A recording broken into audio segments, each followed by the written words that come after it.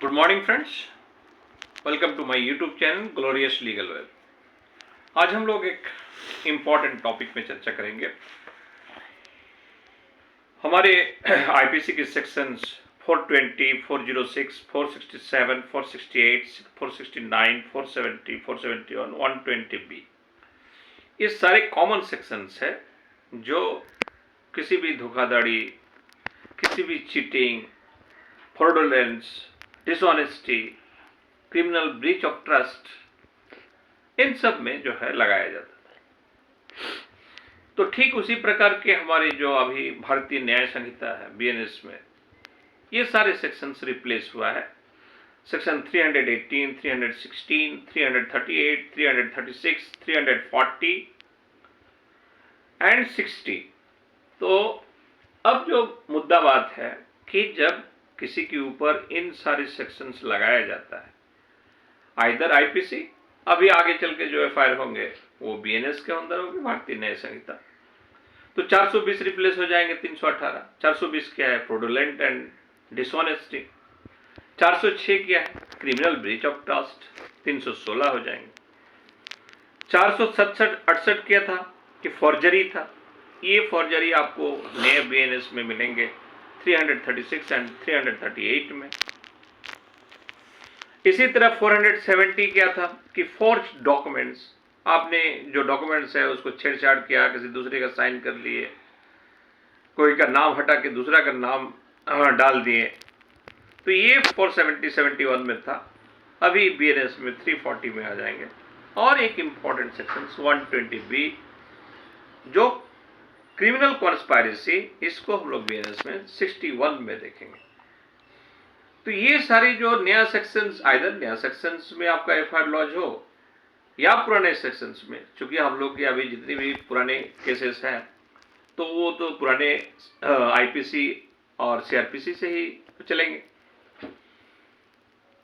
तो ये जब केस इस तरह का लॉज हुआ है और आपको लोअर कोर्ट में या सेशन कोर्ट में बेल नहीं मिला, आप हाई कोर्ट आए हैं बेल लेने के लिए, तो ऐसे सिचुएशंस में एक चैलेंज हो जाता है कि किसी एफआईआर में किसी एक्यूज्ड के ऊपर अगर 420, 406, 467, 468, 469, 471, 470 और 120B ये सारे सेक्शन लगा हुआ है।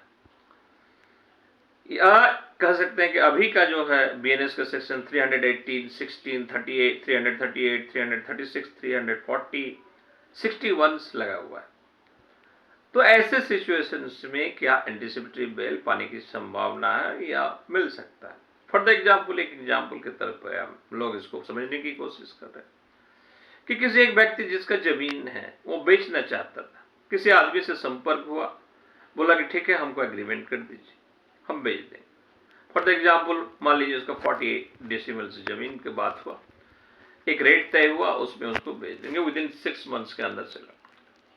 कुछ उन्होंने पैसा भी दिया, एडमिटेड है कि वो पैसा दिया है, पैसा लिया है, लेकिन बाद में वो पैसा दे नहीं सक रहा है या नहीं कर पा रहा है। तो उन्होंने ही सलाह दे रहे हैं कि भाई हमारी एक सहपाठी है, इनको जो है जितना पैसा बनता है उस मान लीजिए उस 40 डेसिमल में 17 डेसिमल जो है का पैसा दिया हुआ है उस रेट के हिसाब से, तो उनको कह देता है कि भाई आप इनको दे दीजिए और एक फ्रेश एग्रीमेंट कर लेते हैं। और उस एग्रीमेंट में वो जो है पहले जो एग्रीमेंट किया था उनका भी विटनेस का साइन रहता है, मैंने पहले जिससे एग्रीमेंट किए थे वही व्यक्ति दूसरे वाले एग्रीमेंट में भी विटनेस है। अब बाद में जाके उससे हो जाते हैं, वो जो 17 डेसिमल बेच देते हैं, बाकी और जो बचा हुआ जमीन है उसको नहीं देके पहला वाला एग्रीमेंट को देके दूसरे किसी को दे देते हैं, दूसरे किसी को सेल आउट करते हैं। अब जो पहले वाले एग्रीमेंट है वो अब केस कर देते हैं, एफआईआर लॉज हो जाता है अंडर सेक्शन 420, 406, 467, 468, 469, 470, 470 और 120। तो अब सवाल है कि इसको बेल मिलेगा। फ्रेंड्स, बेल मिलना ना मिलना that is the power of the discretionary और स्पेशली द एंटीसिपेटरी बेल, ये तो डिपेंड करता है कि आपकी जो आप कैसे जज साहब को कन्विंस कर सकते हैं, कैसे जज साहब कन्विंस हो रहे हैं, आपके डॉक्यूमेंट्स में कैसे रिलाई हो पाता है, तो इनके ऊपर वो डिपेंड करता है। बेल के मैटर में आप नर्सल नहीं कर सकते हैं कि इस रीजन में या इस तरह का होगा तो उसको बेल मिलेगा, इस तरह का बेल नहीं मिलेगा।